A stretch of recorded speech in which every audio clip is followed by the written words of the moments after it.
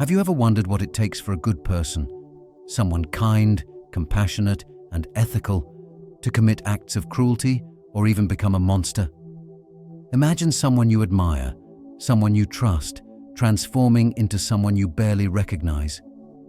How does this happen? What if I told you that this isn't just a rare anomaly, but a pattern seen throughout history and human behavior? It's an uncomfortable reality. The same people we consider good, neighbors, colleagues, even friends, can, under certain circumstances, become unrecognizable. They can commit acts they never imagined themselves capable of. But why? And how do we prevent ourselves from falling into the same trap? This is more than an abstract philosophical question. It's something that touches all of us. The potential for good and evil exists in every human being, and whether we realize it or not, we are constantly navigating the forces that shape our morality. Today, we are delving into one of the most provocative and unsettling questions about human nature. Why do good people sometimes do bad things? This question is not just theoretical. It has played out across history in some of the darkest chapters of human civilization. It is a question that challenges the way we see ourselves and others. By the end of this exploration, you'll uncover the shocking psychological mechanisms that push ordinary individuals into darkness. These are not just things that affect people in extreme situations. They influence our everyday decisions, shaping how we interact with others and respond to authority. More importantly, we will explore how to recognize and resist these forces, because the truth is, no one is entirely immune. And the last insight we'll discuss is perhaps the most critical and empowering realization of them all. It has the potential to change not just how you see the world, but how you see yourself. This journey takes us deep into psychological experiments, historical events, and philosophical reflections that expose the thin line separating good from evil. But this isn't just about examining the past, it's about looking inward. We like to believe that only bad people commit acts of cruelty. But what if that isn't true? What if, under the right conditions, even you and I could find ourselves making choices that go against everything we believe in? This is not just a story about others. It is a mirror forcing us to ask, what would I do in their place? Could I too be swayed by these forces? If history repeated itself, would I stand for what is right, or would I remain silent? The Lucifer effect, a concept popularized by psychologist Philip Zimbardo, emerged from the infamous Stanford prison experiment. The findings were profoundly unsettling. The study showed that the environment we are placed in, the roles we adopt, and the authority we obey can twist even the most virtuous individuals into perpetrators of harm. Similarly, Stanley Milgram's obedience experiments in the 1960s revealed something just as disturbing. When instructed by an authority figure, most people were willing to inflict pain on others, even when they believed they were causing serious harm. What do these studies tell us? That people don't need to be evil to do evil things. The right circumstances, pressure from authority, the influence of a group or an extreme situation can push anyone beyond their moral boundaries. But why does this happen? Why do seemingly good people, under certain circumstances, commit terrible acts?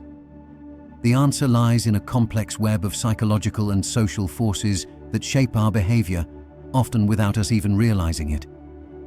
These forces can distort our moral compass, making it easier to justify actions we once would have condemned. Here are three of the most powerful mechanisms at play. The power of authority. From an early age, we are conditioned to follow orders, to trust those in positions of power, and to assume that authority figures know what is best. This obedience, while often necessary for society to function, can be dangerous when it leads people to act against their own moral beliefs. Stanley Milgram's experiments showed how everyday individuals would administer what they believed were life-threatening electric shocks simply because they were instructed to do so. Dehumanization. When we strip people of their humanity by labeling them as the enemy, less than human, or unworthy, it becomes far easier to rationalize cruelty against them. Throughout history, this has been a powerful tool used in wars, genocides, and political propaganda. Group dynamics and social conformity. We often underestimate how much our environment influences our decisions. People tend to conform to the expectations of those around them, even if it goes against their morals. The Stanford Prison Experiment revealed how quickly individuals could adopt oppressive roles, losing sight of their own identity in the process. When does someone cross the line? When does an ordinary individual transition from being a good person to someone capable of harm? The truth is, there is rarely a single defining moment. Instead, it happens gradually, through small, seemingly insignificant compromises. At first, these choices seem harmless, but over time, they snowball into something much bigger. The more we justify small moral failures, the easier it becomes to commit larger ones. The line between good and evil is not a sharp divide, it is a slow, subtle descent. Many people like to believe that only bad people commit acts of evil. But the unsettling truth is that none of us are entirely immune. Under the right conditions, stress, fear, social pressure, anyone can become vulnerable to destructive behavior. Swiss psychiatrist Carl Jung introduced the concept of the shadow, the darker, hidden aspects of our personality that we suppress or refuse to acknowledge. The parts of us capable of jealousy, anger, cruelty, and selfishness. According to Jung, if we fail to confront our shadow, it can control us from beneath the surface, leading us to act in ways that shock even ourselves. If we are all susceptible to moral failure, how do we resist it? How do we prevent ourselves from becoming part of the problem? Here are 4 powerful defenses against the psychological forces that lead to harm. Practice moral vigilance. Regularly question your own actions. When faced with a difficult choice, pause and reflect. Would I be proud of this decision if the whole world could see it? Cultivate empathy. The best defense against dehumanization is human connection. Resist harmful authority. Just because someone in power tells you something is right does not make it so. Surround yourself with ethical people. The people you spend time with influence your values. When we think of heroes, we often imagine people like Oskar Schindler or Rosa Parks.